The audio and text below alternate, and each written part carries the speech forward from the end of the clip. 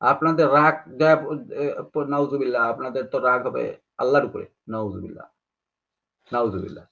বাইতে মনে করেন যে বাইতে স্বামী স্ত্রী ঝগড়া লাগছে, এখন রাগ দিতেছে হ্যাঁ, ইমাম সাহেবের লেগে আইয়া। ইমাম সাহেব, এক্স্যাক্টলি।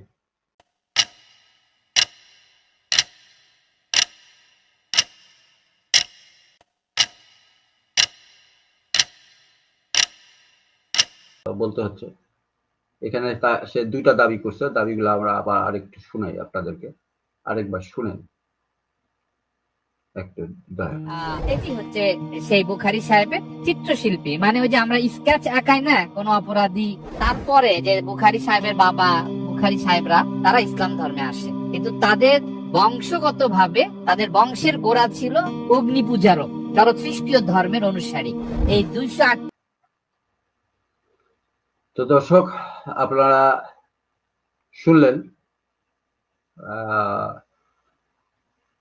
বুখারী রহমতুল্লাহ আলাইহির স্কেচ নিয়ে, হ্যাঁ, এমন একটা কুরুচিপূর্ণ বক্তব্য সে দিছে, যেটা সেটা হচ্ছে যে অপরাধীর স্কেচ করা হয়। ভাই, তাকে কি অপরাধী হিসাবে স্কেচ করা হয়েছে? না। তার ইসলাম নিয়ে যে তার যে অবদান, মুসলিম জগতে যেই অবদান, সেই অবদানকে স্বীকৃতি স্বরূপ কি বলে এই ইয়েটা করা হয়েছে, কি বলে এই স্কেচ করে ডাক টিকিট বানানো হয়েছে বিষয়। এটা হচ্ছে স্বীকৃতি। এটা মানে মানুষের জন্য এটা, মানে মুসলিম সমাজের জন্য এটা একটা বিশাল বড় একটা মানে আল্লাহর রহমত, যে বুখারী রহমতুল্লাহ আলাইহির মতন একজন ব্যক্তি, আল্লাহ তাআলা যাকে দিয়ে রাসূল সাল্লাল্লাহু আলাইহি ওয়াসাল্লামের হাদিস, নিখুঁত হাদিস সংকলন করাইছেন, সংরক্ষণ করাইছেন। বিষয় হচ্ছে যে কি বলে, আল্লাহ তাআলা তো নিজে কখনো কোনো কাজ করেন না। আল্লাহ বলেন কুন ফায়াকুন, মানে বলো, এবং তিনি চাইলেই সেটা হয়ে যায়। কিন্তু এই যে পৃথিবীতে যে যা কিছু ঘটতেছে, একজন আরেকজনের মাধ্যমেই ঘটতেছে। একজনের রেজেক আকাশ থেকে আল্লাহ তাআলা টপ করে দিয়ে দেন না। মানুষ আবাদ করে, আবাদ করার পরে তারপর খাবার আসে, কিন্তু ওইটাই আল্লাহর দেওয়া। তো ঠিক সেই রকম সংরক্ষণ আল্লাহ তাআলা করছেন, কিন্তু মাধ্যম মানুষকে বানাইছে। এই কোরআন এবং হাদিস সংরক্ষণের দায়িত্ব আল্লাহ তাআলা নিছেন, যেখানে আল্লাহ তাআলা বলছেন যে আল্লাহ তাআলা জিকরা সংরক্ষণ করবেন। তো জিকরা বলতে আসলে কোরআন এবং হাদিস উভয়টাকেই মিনিং করে কোরআনকে নিয়ে আসা হয়েছে অনুবাদে, কিন্তু বাস্তবতা হচ্ছে কোরআন এবং হাদিস দুইটাই হচ্ছে জিকরা। তো সেই সূত্রে আল্লাহ তাআলা মানুষ দ্বারাই এই কোরআন এবং হাদিস দুইটাই সংরক্ষণ করছে।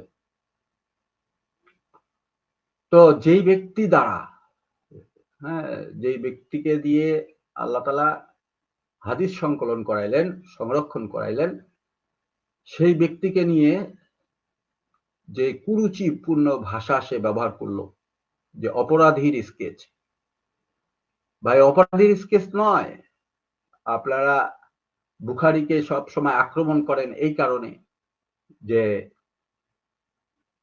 বুখারীকে দিয়ে রাসূল আল্লাহ তাআলা এই বুখারী রহমতুল্লাহ আলাইহিকে দিয়েই আল্লাহ তাআলা হাদিসের যে একটা মানদণ্ডের, নিখুঁত মানদণ্ডের সংরক্ষণের যে পদ্ধতি আল্লাহ তাআলা দিয়ে করছেন, ওনাকে দিয়ে সংরক্ষণ করাইছেন। এই জন্য আপনাদের রাগ হচ্ছে বুখারীর উপরে। আপনাদের রাগ হওয়া উচিত। হ্যাঁ, যেমন নাস্তিকদের রাগ আল্লাহর উপরে, রাসূল সাল্লাল্লাহু আলাইহি ওয়াসাল্লামের উপরে। ভাই আপনাদের রাগ যায় নাউজুবিল্লাহ, আপনাদের তো রাগ হবে আল্লাহর উপরে। নাউজুবিল্লাহ, নাউজুবিল্লাহ। বাড়িতে হ্যাঁ, মনে করেন যে বাড়িতে স্বামী স্ত্রী ঝগড়া লাগছে, এখন রাগ দিতেছে হ্যাঁ, ইমাম সাহেবের লেগে আইয়া। ইমাম সাহেব এক্সাক্টলি। আচ্ছা, হুম, তো এই ডাক টিকিটটা যখন এই বানানো হয়েছে, তখন অপরাধীর স্কেচ বানানো হয়নি। স্কেচ বানানো হয়েছে একজন মুহাদ্দিসের, স্কেচ বানানো হয়েছে একজন ইমামের, স্কেচ বানানো হয়েছে একজন মুত্তাকির, স্কেচ বানানো হয়েছে একজন মুসলিমের, স্কেচ বানানো হয়েছে একজন মুমিনের।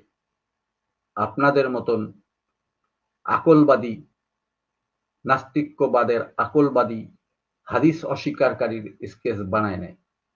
অতএব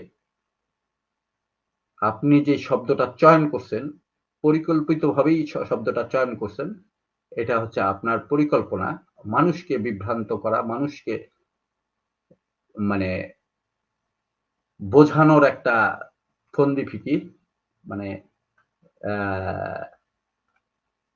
বুখারী রহমতুল্লাহ আলাইকে প্রশ্নবিদ্ধ করার একটা ফন্দি ফিকির। এই ফন্দি ফিকির ছাড়া আর কিছুই না। তো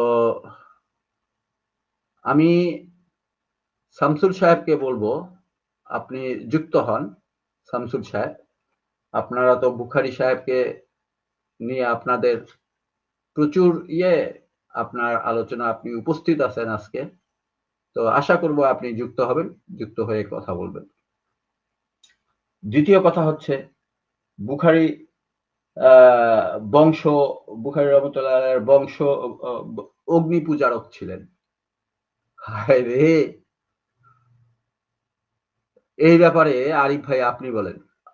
আপনার বক্তব্য শুনতে চাই। বলেন। না আজাদ ভাই, আমি আসলে বক্তব্য তো পরে দিব, কিন্তু আমি আপনার কাছে দাবি করলাম ইমাম বুখারী রহমতুল্লাহ আলীর দাদা বা তার দাদা অগ্নি পূজক ছিল না, প্রমাণ করেন। উনি অগ্নি পূজক ছিল, প্রমাণ করেন। কারণ ইমাম বুখারী রহমতুল্লাহ আলী তো আজ থেকে, অর্থাৎ উনি যদি 232 হিজরিতে দুনিয়ার থেকে বিদায় নিয়েছেন, তাহলে আজ থেকে প্রায় 1200 বছর আগে। আমি দাবি করছি যে তারা অগ্নিপূজক ছিল না। এখন আপনি প্রমাণ করেন। এক্স্যাক্টলি। এখন এখন তারা তো চলে যাবে ওই ইতিহাসে। এখন ইতিহাস তো ইতিহাসকে, মিথ্যা। হ্যাঁ, ইমাম ইতিহাস যে বুখারী তো সত্য। মিথ্যা হ্যাঁ, হাদিস লেখছে, এই লেখছে, ওই লেখছে। হ্যাঁ, এই ইতিহাস এক্স্যাক্টলি। সত্য হয় কিভাবে? Exactly, exactly. তাদের এই যে হুম, যে যুক্তি, তাদের যেই ফর্মুলা, সেই ফর্মুলাই তো এ কথা কখনই আসবে না। এখন আপনি যদি বলেন ইতিহাসে বলা আছে, তো এত বছর আগের ইতিহাস কারা লেখছে? তাদের এই কথা কি আপনি সত্য মনে করতেছেন? ইমাম বুখারী রহমতুল্লাহ হাদিস লেখছেন, সেটা কি মিথ্যা বলতেছেন কোন যুক্তিতে? আপনি যে যুক্তিতে বলতেছেন যে হাদিস মিথ্যা, আমি সেই যুক্তিতে বললাম যে ইমাম বুখারীর বাপদাদারা মুসলিম ছিল। আপনি এখন অগ্নিপূজক প্রমাণ করেন। হ্যাঁ, এটা আলোচনা তো তো করবো ইনশাল্লাহ। হুম, হুম। হুম। না, আপনি আপনি খুব গুরুত্বপূর্ণ একটা পয়েন্টে হাত দিছেন। মানে এটা তো এখন তো এদের মানে পালানো ছাড়া, হ্যাঁ, এদের মানে লুকায় বেড়ানো ছাড়া এদের তো আর কিছু করার নাই। এটা কি এরা হ্যাঁ, আহ, তাহলে জি, আলোচনা বহুত করা যাবে। আমাদের কাছে আলোচনার সমস্ত কিছু আছে, আমরা আলোচনা করব। ইমাম বুখারী রহমতুল্লাহ আলীর কে ছিলেন, ইমাম বুখারীর পিতা ইসমাইল কিরকম ছিলেন, ইমাম ইসমাইলের ছেলে ইব্রাহিম কিরকম ছিলেন, ইমাম ইব্রাহিমের ছেলে মুগীরা কিরকম ছিলেন, আমরা সব আলোচনা করব। আমাদের কাছে সমস্ত হাদিস, আমাদের ইতিহাস আমাদের কাছে আছে, আমরা পড়াশোনা করেছি। কিন্তু আমার পয়েন্ট আগে জবাব দিতে হবে যে তারা যে যুক্তিতে দাবি করছে যে ইমাম বুখারী রহমতুল্লাহ আলাইহির বংশধর অগ্নিপূজক ছিল, কিসের ভিত্তিতে দাবি করছে? সে ইতিহাস সত্য, এটাকে আগে প্রমাণ করতে হবে। কোন সনদের মাধ্যমে, কোন দলিলের মাধ্যমে তারা এটা সত্য মনে করলেন? আর যদি এটাকে সত্য মনে করে থাকেন, তাহলে হাদিস ও সত্য, সেটাকে তাকে মেনে নিতে হবে। এক্স্যাক্টলি না হলে আমাদেরকে সনদ দিতে হবে যে 1200 বছর আগের ইতিহাস সে কিভাবে সহি প্রমাণ করলেন, সত্য প্রমাণ করলেন। আমরা এটার জন্য অপেক্ষা করব।